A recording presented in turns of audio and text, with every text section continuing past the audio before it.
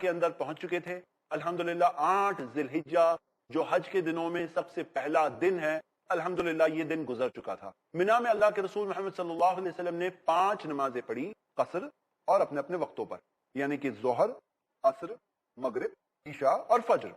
ہم دیکھتے ہیں کہ اکثر لوگ کیونکہ جلدی پہنچ جائیں گے تو ممکن ہے کہ یہ 5 نمازوں سے پہلے کی جو فجر ہے اور اس سے پہلے کی جو عشاء ہے، ہو سکتا ہے مغرب بھی لوگ پڑھیں، لیکن اصل میں تو 5 نمازیں وہ ہے جو حج کے دنوں کی نمازیں ہوئی.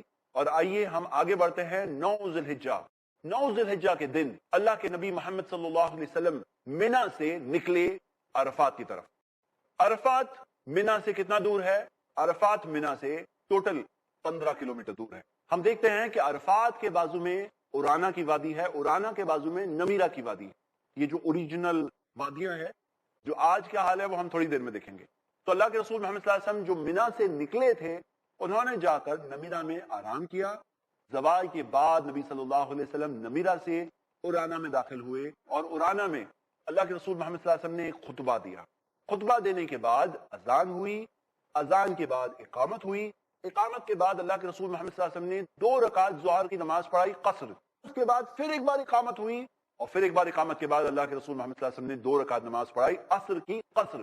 اور پھر اللہ کے رسول محمد صلی اللہ علیہ وسلم وادی عرفات میں داخل ہوئے. وادی عرفات میں داخل ہو کر نبی صلی اللہ علیہ وسلم جبل رحمت کے پاس جا کر کھڑے ہو گئے اور کھڑے ہونے کے بعد انہوں نے کہا میں یہاں کھڑا ہوں لیکن پورا کے پورا عرفات کھڑے ہونے کی جگہ ہے. اللہ کے رسول صلی اللہ علیہ وسلم وہاں پر جو کھڑے ہوئے اور انہوں نے دعائیں کی اللہ تعالیٰ سے قبلہ رخ ہو کر. نبی صلی اللہ علیہ وسلم نے دعائیں کی اور وہ دعاؤں کو کرنے کے بعد نبی صلی اللہ علیہ وسلم مغرب کی نماز کے بعد عرفات سے نکلے. یہ ہے جو ہمارے پیارے نبی محمد صلی اللہ علیہ وسلم نے کیا. آج کے زمانے میں کیا ہوتا ہے؟ آج کے زمانے میں ظاہر سی بات ہے اتنے ملینز آف حجاج کرام کو جب لے جانا ہے تو ممکن تو نہیں ہے کہ مینا سے پہلے نمیرا، نمیرا سے پھر اورانا، اورانا سے پھر عرفات میں جائیں. یہ ممکن نہیں ہوتا. تو پھر کیا کریں؟ ڈائریکٹ مینا سے عرفات تک لے جایا جاتا ہے. عرفات میں جو خیمہ ہوتا ہے وہ مینا کے خیمے جیسا اچھا نہیں ہوتا. مینا میں ایئر کنڈیشن خیمہ تھا، فائر پروف خیمہ تھا. عرفات میں ایک بہت ہی بیسک سا خیمہ ہوتا ہے، کہیں کہیں ایئر کولڈ ہوتا ہے، کہیں کہیں وہ بھی نہیں ہوتا ہے. تو ہم یہ دیکھتے ہیں کہ عرفات کے اندر زیادہ تر عبادت کس طرح کی وہ ہم دیکھیں گے. اب بہت ہی ممکن ہے کہ آپ زوال سے کافی پہلے عرفات میں پہنچ جائیں. تو کیا کریں وہاں پہنچنے کے بعد؟ جیسے ہم دیکھتے ہیں نبی صلی اللہ علیہ وسلم نے آرام کیا تھا، تو سنت یہی ہے کہ آپ تھوڑا آرام کر لیجئے، اپنی انرجی کو بچا لیجئے، تھوڑا بہت لیٹ لیجئے، طاقت کو جمع کر لیجئے. کیوں؟ کیونکہ یہ جو دن ہے، سنن ترمذی کی صحیح حدیث ہے، اللہ کے رسول محمد صلی اللہ علیہ وسلم نے فرمایا الحج عرفہ، عرفات ہی تو حج ہے. یہ جو عرفات ہے نا، یہی تو حج ہے، یہی حج کا اصل دن ہے، یہی تو مین دن ہے، یہی تو اصل حج ہے. تو یہاں پر حج کی اہم ترین عبادت ہونے والی، اور وہ عبادت کے لیے بہت ضروری ہے کہ ہم اپنی طاقت کو تھوڑا بچا لیں. تو زوال سے پہلے جو وقت ہے تھوڑا آرام کر لیجئے. زوال ہو گیا، اس کے بعد 1 اذان اور 2 اقامت کے ساتھ آپ ظہر اور عصر کی نماز پڑھیں، ٹھیک ویسے ہی جیسے کہ نبی صلی اللہ علیہ وسلم نے پڑھا، یعنی کہ قصر. اور یہ نماز ہم دیکھ رہے ہیں جمع بھی ہے. بہت سارے لوگ اس میں اختلاف کرتے ہیں، وہ کہتے ہیں کہ نہیں پوری نماز پڑھیں گے، سنت بھی پڑھیں گے، اور انہیں ان کی تحقیق میں یہ ملتا ہے کہ یہی چیز درست ہے. میں یہی بات آپ سے کہوں گا، جو چیز آپ کو ہمیشہ زندگی بھر قرآن اور حدیث کی روشنی میں ثابت شدہ ملے آپ وہی چیز کریے. لیکن ہم دیکھتے ہیں کہ اللہ کے رسول محمد صلی اللہ علیہ وسلم نے یہاں پر اپنے پیچھے والوں سے نہیں کہا کہ تم لوگ پوری نماز پڑھو، میں مسافر ہوں، میں قصر کر رہا ہوں، حالانکہ بحیثیت رسول، اور کیونکہ انہوں نے واضح طور پر کہا تھا کہ خذوا انی مناسککم، مجھ سے اپنے حج کے مناسک لے لو. تو اللہ کے رسول صلی اللہ علیہ وسلم کے لیے تو ضروری تھا نا کہ بتا دیتے کہ پوری نماز پڑھنی ہے. تو کیونکہ ایسی وضاحت ہمیں نہیں ملتی تو دلائل کی روشنی میں یہ بات زیادہ مضبوط لگ رہی ہے. لیکن پھر بھی اس معاملے میں جھگڑا نہیں کرنا چاہیے. حج کے اس اہم ترین دن کو آپسی چھوٹے چھوٹے معاملات کو لے کر جھگڑے میں ضائع مت کریے، انڈرسٹینڈنگ سے کریے. قرآن و حدیث کی روشنی میں جو صحیح بات مل رہی ہے وہی چلنے کی کوشش کریے، اور یہ ایک آپس میں رواداری اور ٹالرنس کا جذبہ بھی رکھیں انشاءاللہ. تو ہم یہ دیکھتے ہیں کہ عرفات میں ہیں آپ نے 1 اذان اور 2 اقامت کے ساتھ ظہر اور عصر کی نماز پڑھ لی. اب جب نماز اول وقت پر یہ جمع ہو چکی ہے، قصر بھی ہے اور جمع بھی ہے، تو دن ایک طرح سے آپ دیکھیں گے کہ پوری طرح سے خالی ہو جاتا ہے. اب مغرب تک دوسری کوئی چیز نہیں ہے، کیونکہ عرفات کی اہم ترین عبادت دعا ہے. اور ہم دیکھتے ہیں کہ اللہ کے رسول صلی اللہ علیہ وسلم کا یہی عمل تھا، اور زیادہ سے زیادہ ہمیں چاہیے کہ اللہ تعالیٰ سے دعائیں کریں، زیادہ سے زیادہ دعائیں کریں. کیا کرنا ہے؟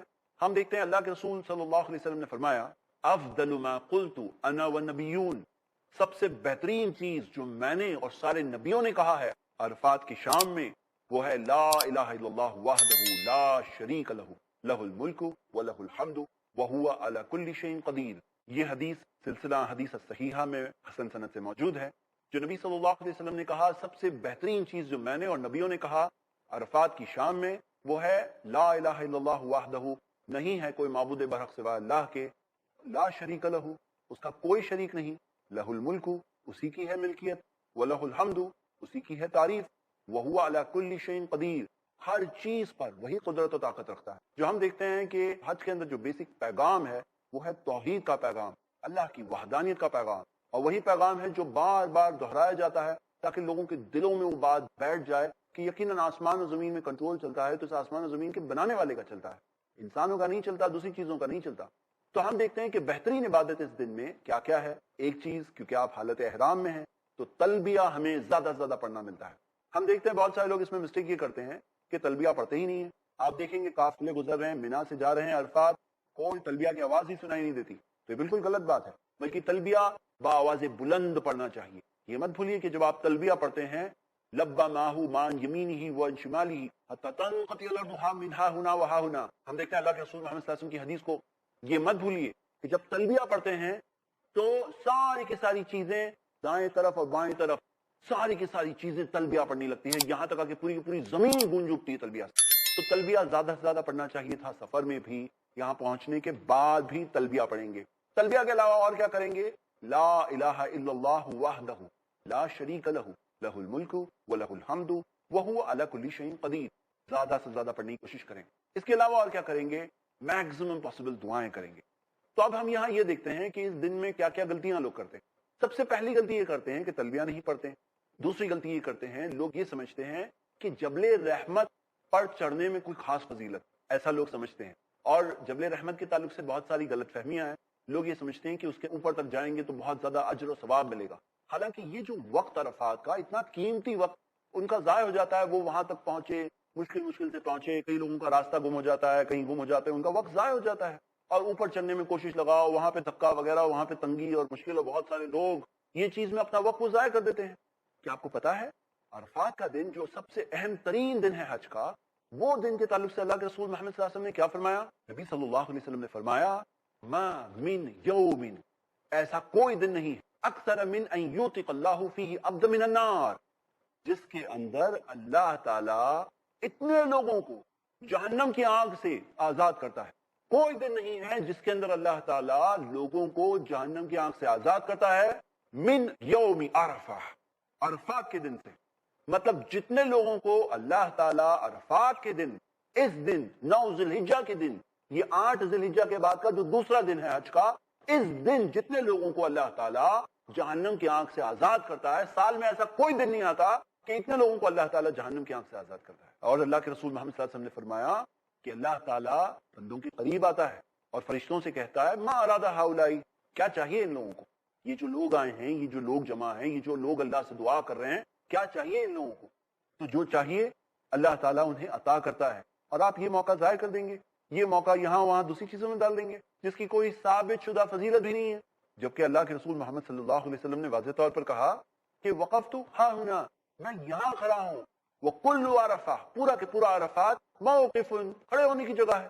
تو آپ جہاں ہیں وہیں رہیے، اس میں یہ چیز میں وقت ضائع نہ کریں. یہ بہت اہم وقت ہے. یہاں تک میں کہوں گا، میں آپ کو ایک مثال سے سمجھانا چاہتا ہوں. مثال ایسی ہے، مان لیجئے کہ آپ گئے ہیں جس ٹور سے، وہ ٹور میں آپ نے کوئی ایک اماؤنٹ خرچ کیا ہے، جو بھی رقم، مان لیجئے آپ نے 3.5 لاکھ روپے خرچ کیے، اور عرفات کے اندر جو آپ کو زوال کے بعد سے لے کر غروب شمس تک، سن سیٹ تک، زوال سے لے کر سن سیٹ تک اگر آپ کو 7 گھنٹے مل رہے ہیں، تو میں تو یہاں تک کہوں گا کہ آپ کی ٹوٹل جو رقم جو حج کے اندر لگی ہے اسے ڈیوائیڈ کریے 7 سے، مطلب 3.5 لاکھ خرچ کیا ہے تو 7 گھنٹے ہیں. الحج عرفہ، عرفات کی تو حج ہے. تو ہم یہ دیکھتے ہیں کہ 3.5 لاکھ کو ڈیوائڈ بائی 7 کریے، کتنا آیا؟ 50,000 آ رہا ہے. آپ کے 1 گھنٹے کی قیمت یہ ہے. یہ جو ایک گھنٹہ ہے نا، آپ سمجھ لیجئے جو پیسے آپ نے لگائے ہیں، جو جذبہ لگایا ہے، جو کوشش کی ہے، جو قربانی دی ہے، وہ قربانی کا جو اصل دن ہے نا، وہ ضائع کیوں کر رہے ہیں آپ؟ اب اس میں بہت سارے لوگ جو سنتیں پڑھتے ہیں، ہم دیکھتے ہیں کہ ہمارے لیے بہترین اسوہ، ایگزامپل، نمونہ کون ہے؟ نبی صلی اللہ علیہ وسلم ہے. دیکھیے ہر جگہ کی ایک عبادت ہوتی ہے، جہاں پر نماز ہے وہاں نماز ہے، اس میں کوئی شک نہیں.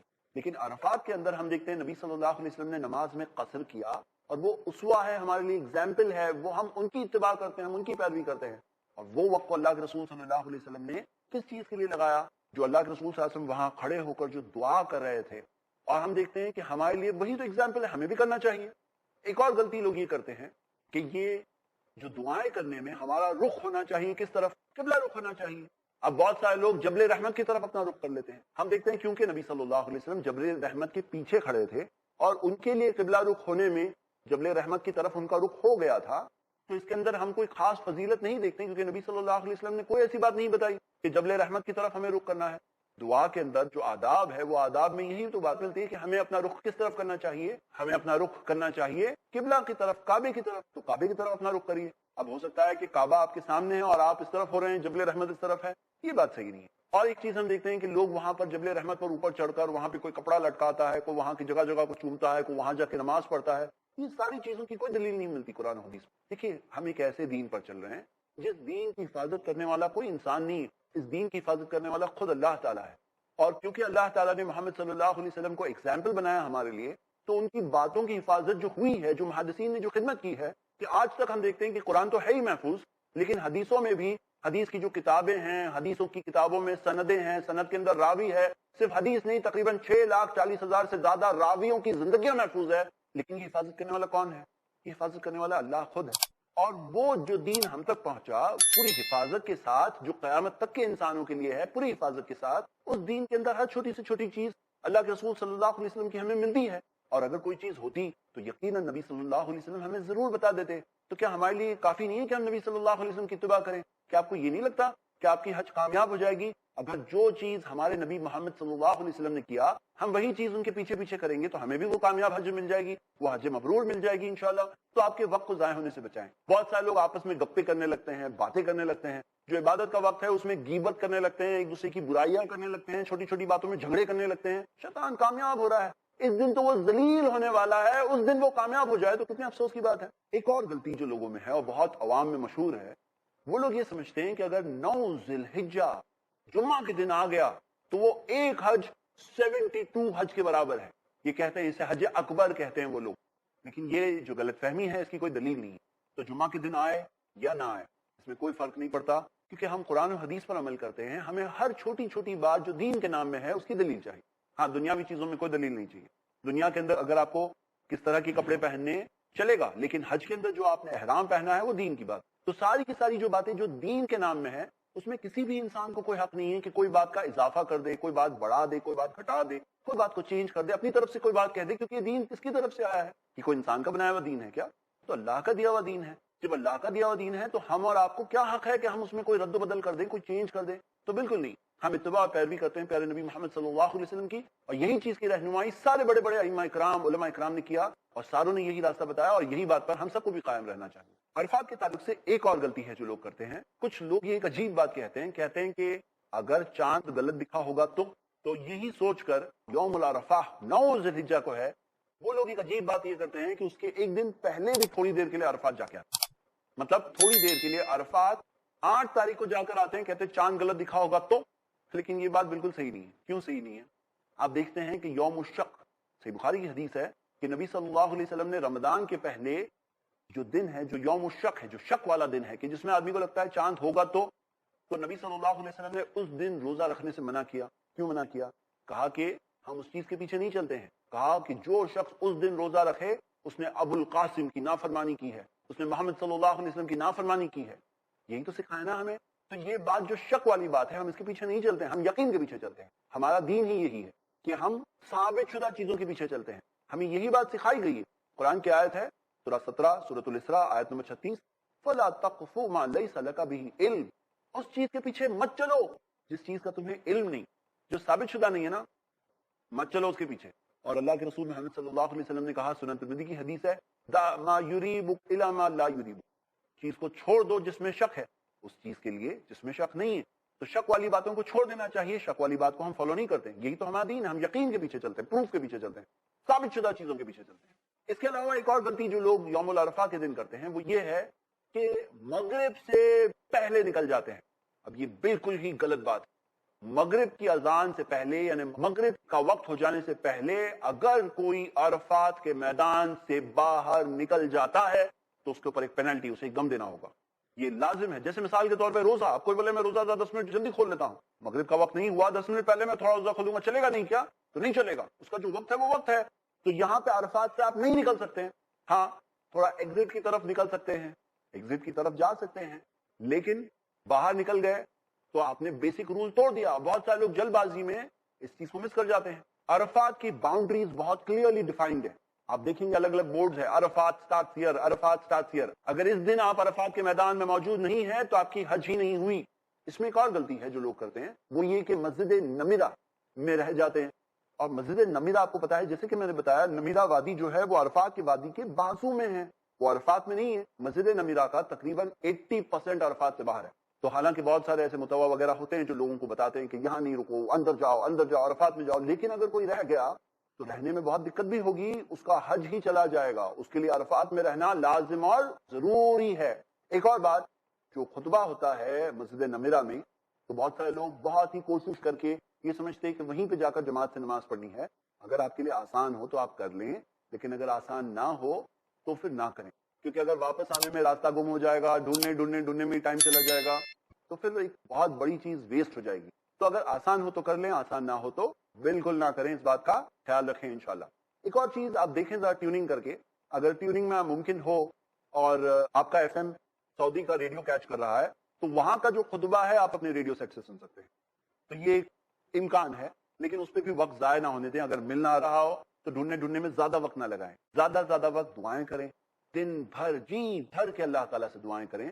اور دعا کرنے میں یاد رکھیں کہ صرف دنیا کی باتیں نہ کریں، صرف دنیا کی دعائیں نہ کریں. ربنا آتینا فی الدنیا حسنہ کے ساتھ ساتھ وفی الآخرۃ حسنہ، اللہ ہمیں دنیا کا خیر دے دے اور آخرت کا بھی خیر دے دے. وقنا عذاب النار، ہمیں جہنم کی آنکھ سے بچا لے. ہم دیکھتے ہیں بہت سارے لوگوں کی دعائیں جو ہوتی ہیں نا، سب دنیا دنیا دنیا ہی ہوتی ہے. اس میں اللہ ہمیں یہ چاہیے وہ چاہیے وہ چاہیے. ارے دنیا چھوڑ کے جانے والے ہو، آخرت کی کیا تیاری کر رہے ہو؟ رجا کا یوم ولدت ہوں چاہیے نہیں چاہیے؟ اس دن کی طرح واپس آئے جس دن والدہ نے جنم دیا تھا، کیا وہ چاہیے یا نہیں چاہیے؟ تو زیادہ سے زیادہ دعائیں کریں اور اللہ تعالیٰ سے خیر طلب کریں. یقیناً یہ حج کا سب سے اہم دن تھا، یہ 9 ذی الحجہ، اور فضیلت کے اعتبار سے سب سے اہم تھا. لیکن کام کے اعتبار سے اگر دیکھیں گے تو آپ کا جو اگلا دن ہے یعنی 10 ذی الحجہ، اس میں سب سے زیادہ حج کے متعلق کام ہوتے ہیں. وہ ہم انشاءاللہ اگلی ایپیسوڈ میں دیکھیں گے. میرے بھائیوں میری بہنیں، بہت ضروری ہے کہ ہم اس دن اس کی فضیلت کو پائیں. اس دن کی خصوصی فضیلت ہے کہ ہم اپنی مغفرت پالیں.